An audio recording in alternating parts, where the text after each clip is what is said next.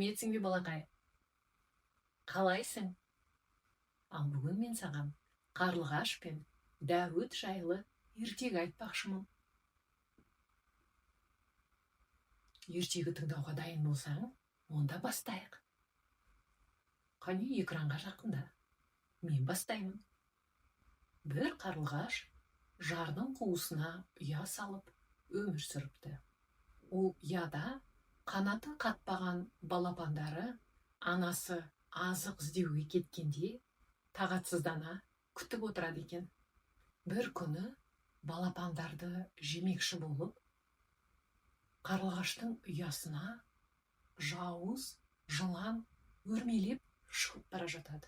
Ал оны көрген қарлығаш шыр-пыр болып аспан мен жерді айнала ұшып, балапандарын қорғаудың амалын іздейді. Ұшып жүріп, көкектен көмек сұрайды. Ал көкек болса, бүркіт қонаққа шақырған еді, уақытың жоқ, деп жауап береді.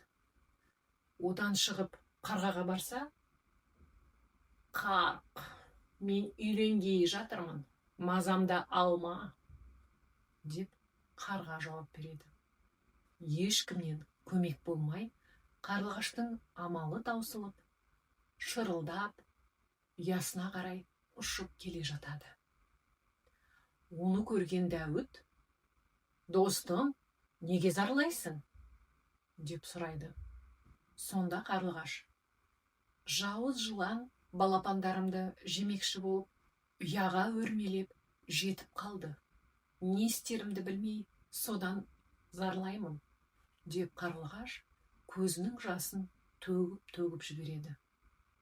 «Олай болса, мені тезірек ұяңа жеткіз», депті Дәуіт. Қарлығаш Дәуітті арқасына мінгізіп алып, көзді ашып жұмғанша екеуі ұяға жетеді. Ал жылан болса, ұяға тақап қалған екен.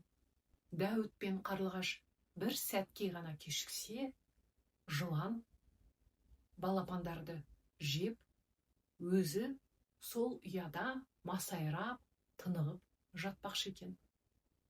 Дәуіт болса, жыланның екі көзін ағызып жібереді.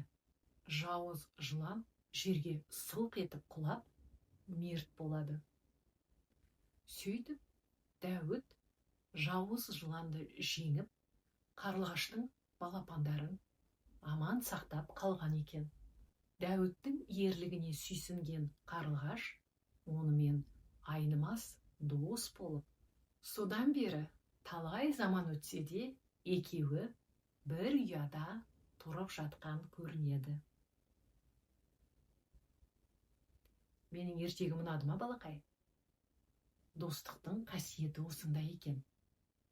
Досыңмен бірігіп, кез келген жауызды жеңе аласың. Бұл ертегіде бізге осыны үйретеді. Ал енді ертегі аяқталды. Сен ұйқыға жата ғой.